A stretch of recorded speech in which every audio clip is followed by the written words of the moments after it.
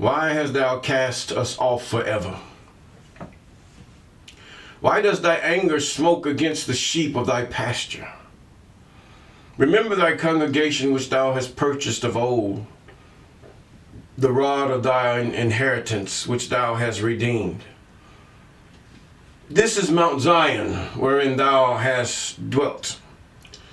Lift up thy feet unto perpetual desolations, even unto all the enemy have done wickedly in the sanctuary. Thine enemies roar against thy congregations. They set up their incense for signs. A man was famous according to as he had lifted up axes upon the thick trees. But how they break down the carved work thereof at once with axes and hammers. They have cast fire into thy sanctuary, and they have defiled by casting down the dwelling place of thy name to the ground. They said in their hearts, let us destroy them together. They have burnt up all the synagogues of God in the land. We see not our signs. There is no more any prophet. Neither is there among us any that knoweth how long. Oh, I am that I am. How long shall the adversary reproach? Shall the enemy blaspheme thy name forever? Why withdrawest thou thy hand, even thy right hand? Pluck it out of thy bosom. For Yahweh is my king of old, working salvation in the midst of the earth. Thou didst divide the sea by thy strength. Thou breakest the heads of the dragons in the water. Thou breakest the heads of the Leviathan in pieces, and gavest him to be meat to the people inhabiting the wilderness. Thou didst cleave the fountains of the flood, and driest up the mighty rivers. The day is thine, the night also is thine. Thou hast prepared the light and sun. Thou hast set all the borders of the earth. Thou hast made the summer and winter. Remember this, that the enemy hath reproached, O Yahweh, and that the foolish people have blasphemed thy name. O deliver not the soul of thy turtle dove into the multitude of the wicked. Forget not the congregation of the poor forever. Have respect unto the covenant, for the dark places of the earth are full of the inhabitants of cruelty. Oh, let not oppressed return ashamed. Let not the poor and needy praise. Let the poor and needy praise thy name. Arise, O Yahweh, plead thine own cause. Remember how the foolish man reproaches thee daily.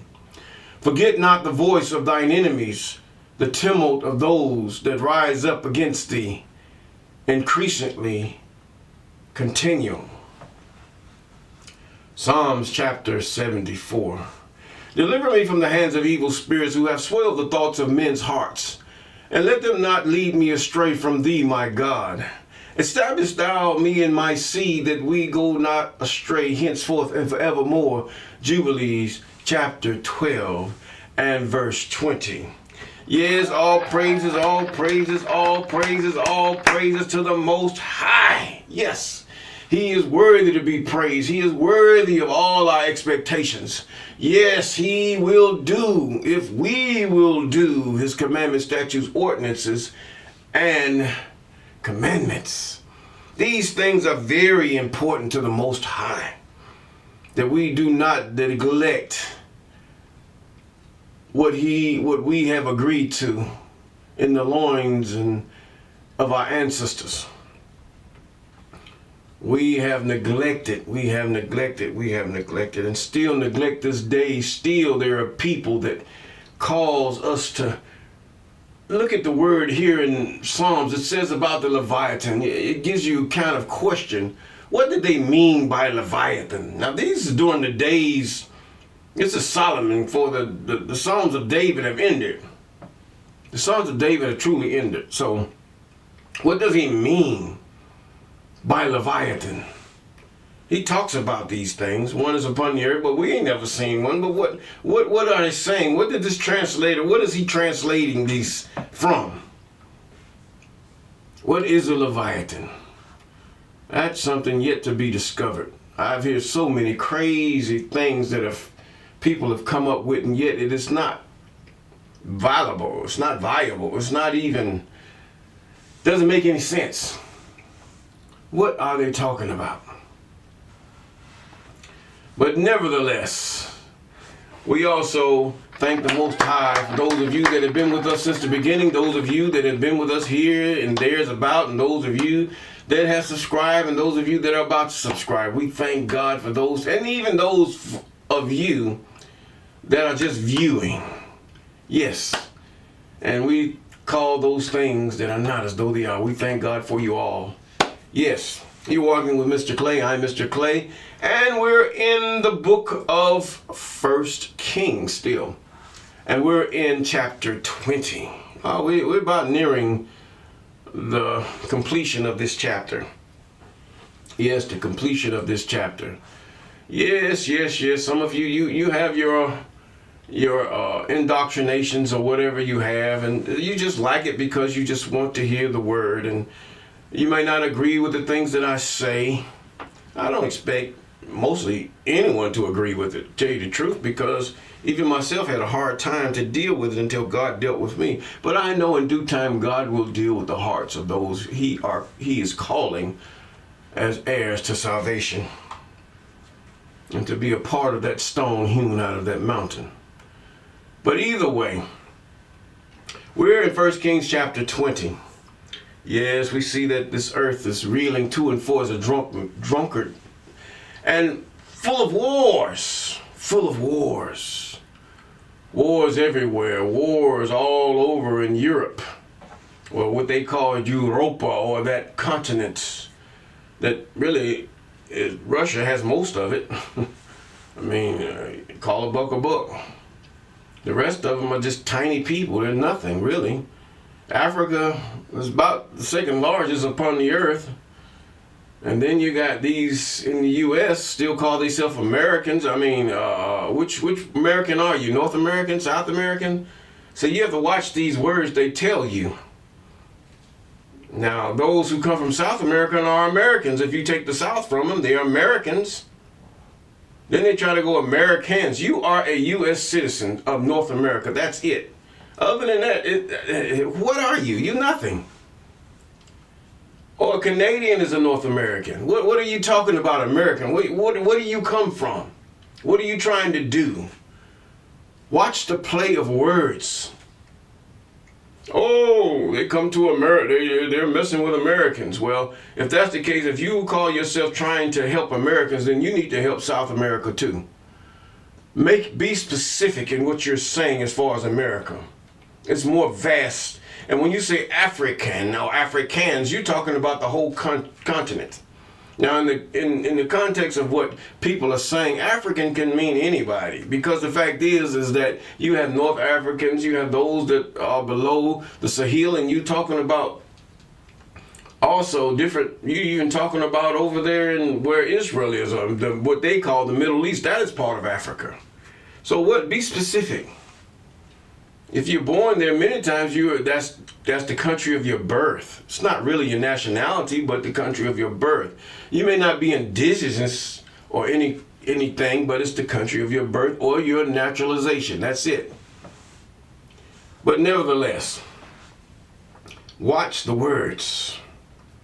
Beware of the comrades. Shout out to my sister. But either way, we're in 1 Kings chapter 20. Now we understand that God told Ahaziel. He said Ahaziel will become king of Ahaziel will become king of Syria, and Jehu will become king of Israel. So these are, keeping that in mind, let us read. And Benhadad, king of Syria, this is how God is working through circumstances. Note how God works through circumstances, even in your own situation. The Satans will have you thinking that God is not with you, that you've done it on your own, or they did this to you. But these are actually spirits. God is working things out to your good, if you would believe and understand and know him, how he works.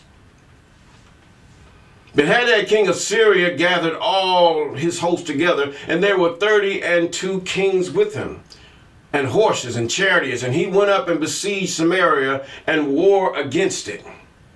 Now, Benhadad was the son of Hadad. That's who he was, Ben-Hadad. Okay? He was the king of Syria. Now, God told the prophet Elijah that go anoint Hazael to be king of Syria, because he is king. God is king of all the earth. Now God is really king of nobody, because all mankind, including those that were the apple of his eye, rejected him. Everybody rejected the Most High. Do he want you to feel sorry for him? No, he don't want you to feel sorry for him. He'd rather that you understand and know him, and know that there are spirits that sway the thoughts of men's hearts. Now, in horses and chariots, and he went up and besieged Samaria and warred against it, and he sent message to Ahab, king. He sent angels or messengers. See, we get into the Greek and stuff like that. He sent all these to the king of Israel into the city and said unto them, thus saith Ben-Hadad. So I could see, some of you say, thus saith the Lord, yeah, whatever. Thus saith Ben-Hadad, the son of Hadad, yeah. Thus said the Esau's, whatever you want. Man, get out of here. It's best to understand and know him. Thy silver and thy gold is mine, thy wives also and thy children, even the goodliest are mine. The king of Israel answered and said, O my king, O king, according to thy saying, I am thine, and all that I have.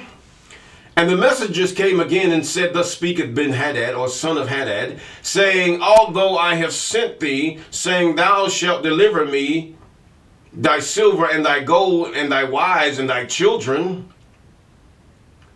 Wow. Yet will I send my servants unto thee tomorrow about this time, and they shall search thine house and the houses of thy servants, and it shall be that whatsoever is pleasant in thine eyes, they shall put it in their hands and take it away. Whoa. Isn't that something? A thief will come to your house, or a certain another man come to your house and tell you, hey, whatever you like, I'm taking. Whether it be human or item. Those are fighting words. Come on, bring it on, brother. I got something for you. But anyway, then the king of Israel called all the elders of the land, in verse 7, and said, mark, I pray you, and see how this man seeketh mischief, for he sent unto me for my wives, and for my children, and for my silver, and for my gold, and I denied him not. And all the elders and all the people said unto him, hearken not unto him, nor consent. Wherefore he said unto the messengers of Ben-Hadad, or son of Hadad, tell the king all that thou didst for thy servant at the first, and I will do. But this thing I may not do. And the messengers departed and brought him word again. And Ben-Hadad, son of Hadad, sent unto him. This is where it changed. You didn't have the word Ben. You notice that it talks about, it said son of, but now it's saying Ben-Hadad.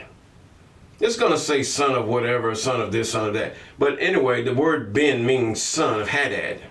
That was his name, you son of Hadad. Sent unto him and said, the gods do so unto me and more also, if the dust of Samaria shall suffice for the handful for all the people that follow me.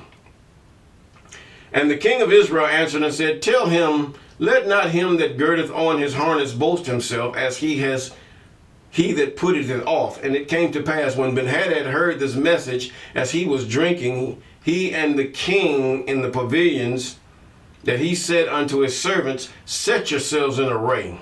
In other words, arm yourself. Get your armies together. Let's march against them. And they set themselves in a way against the city.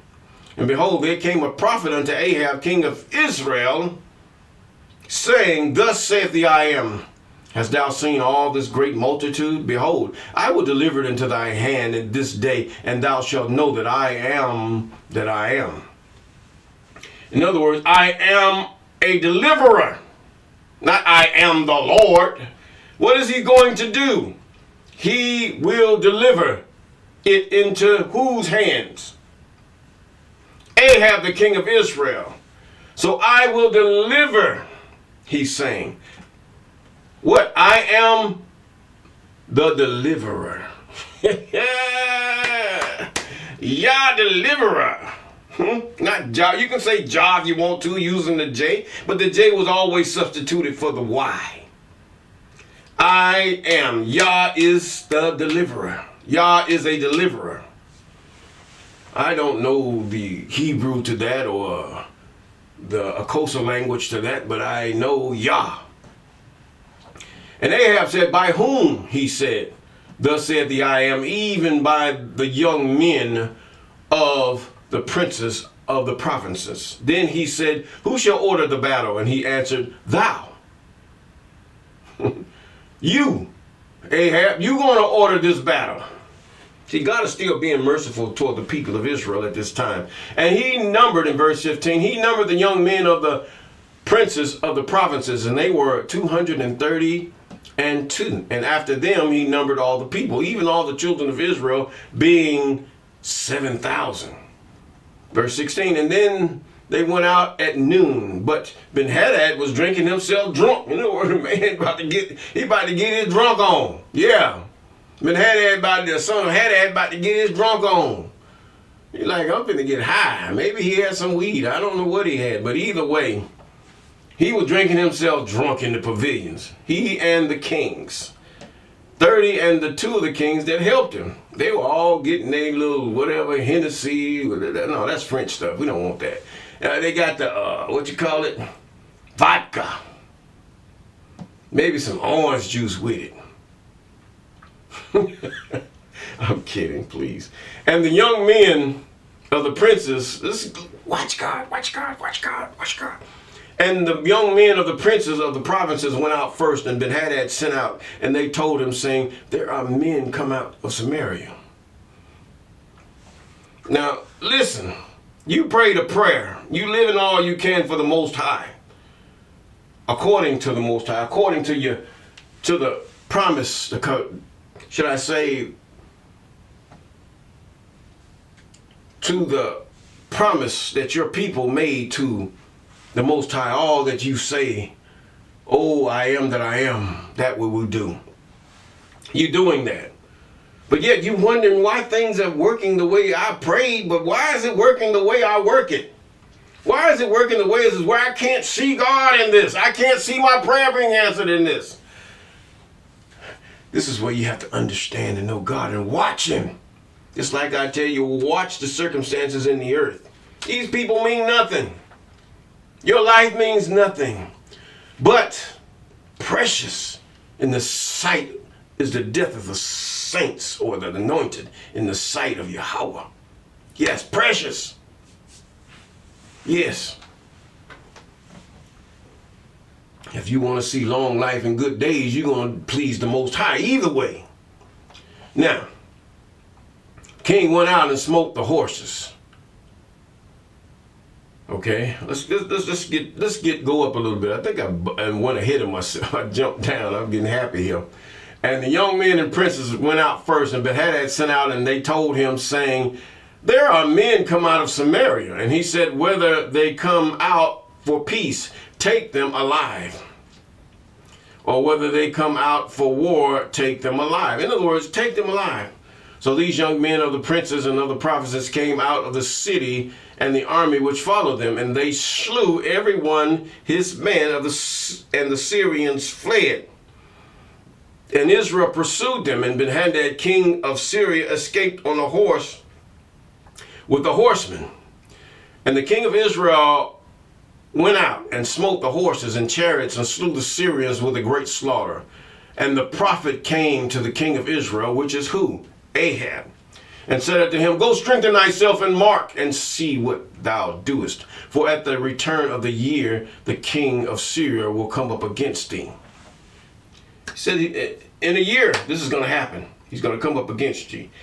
Now, this is where it's going to turn. And then the servants of the king of Syria said unto him, Their gods are gods of the hills. In other words, these people are spiritual. They believe in God. Most people of the region, all the way through Africa, all the way up through all the region, even up and into Russia, they're very spiritual people.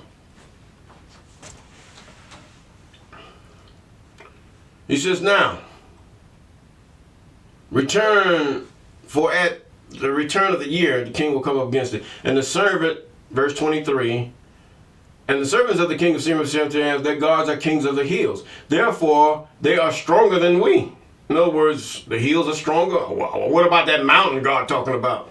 But let us fight against them in the plain, and surely we will be stronger than they.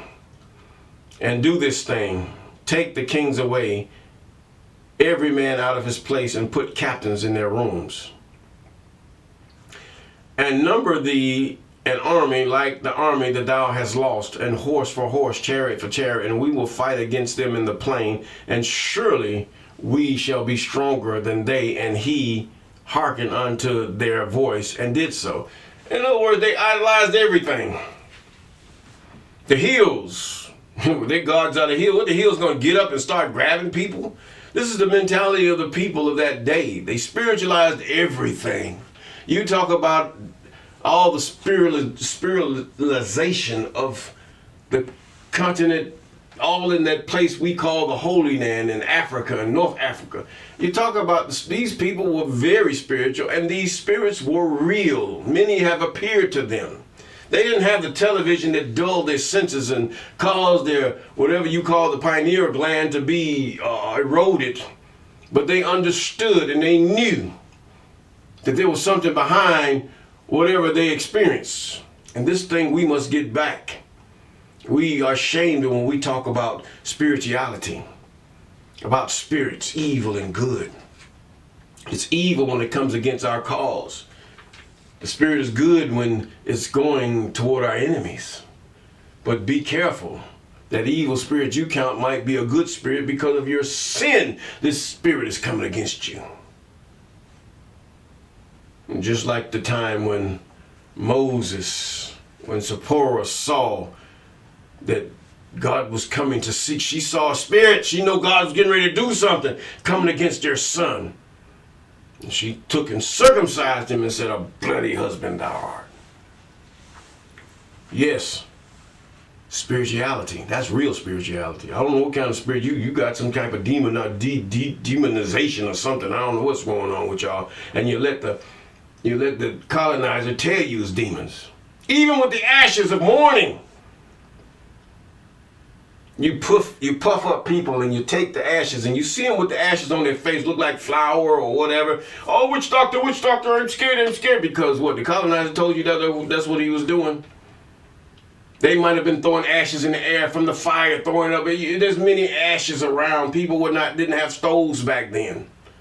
And ashes got in their face and everything, and they put ashes on their head with sackcloth and mourning.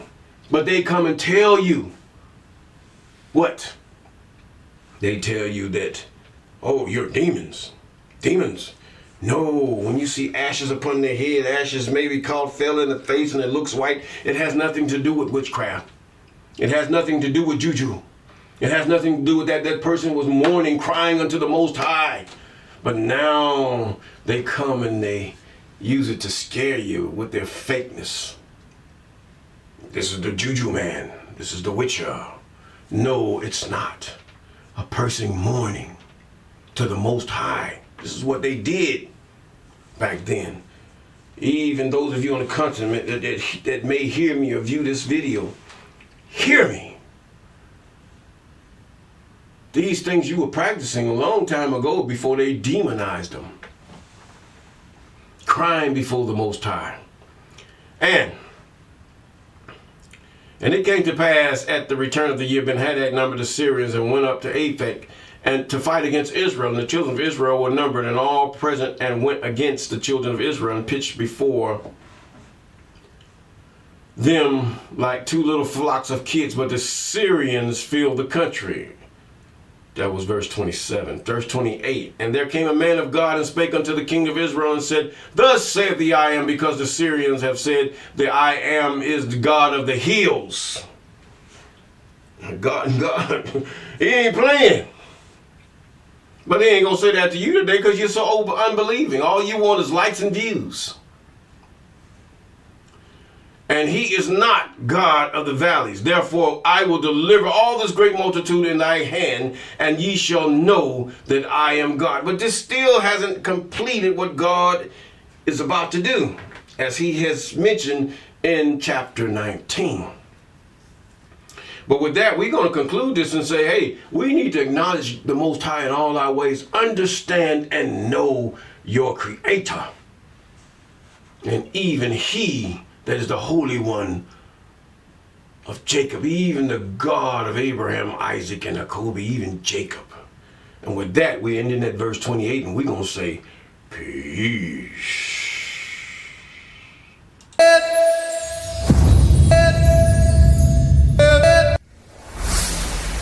Walk with me.